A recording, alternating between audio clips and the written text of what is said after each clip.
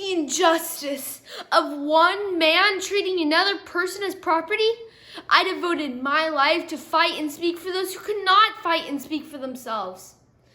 I was born August 24th, 1759 to a wealthy merchant in Hull, England. I had 3 sisters. My oldest sister died when I was just 8, and my dad tragically died shortly after. And then my mom got sick, so she sent me to live with my aunt and uncle, who were friends with George Whitefield, who was responsible for the Great Awakening, and John Newton, a former slave ship captain who changed into a pastor and wrote the hymn Amazing Grace. I really admired him. 2 years later, my mom rescued me because she thought I was being brainwashed. But those years transformed my life. Although I was small, I often found myself sick with stomach pain.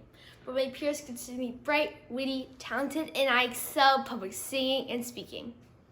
As an adult, I joined Parliament and soon founded the Anti-Slavery Society.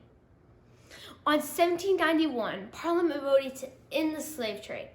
Unfortunately, it failed. But I did not give up hope. The motion to end the slave trade continued to fail. And fail, and fail, and fail, and fail, and fail, and fail, at least 8 times. Despite each failure, I worked tirelessly to abolish the slave trade. On February 23rd, 1807, my bill in Parliament finally passed, ending the slave trade in the British Empire. This was a major event in the history of the world.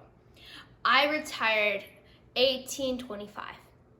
On 1833, the Slavery Abolition Act finally passed, freeing over 800,000 enslaved Africans.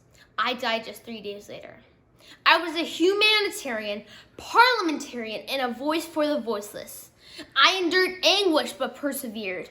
I was one of the greatest social reformers of all time. I am William Wilberforce.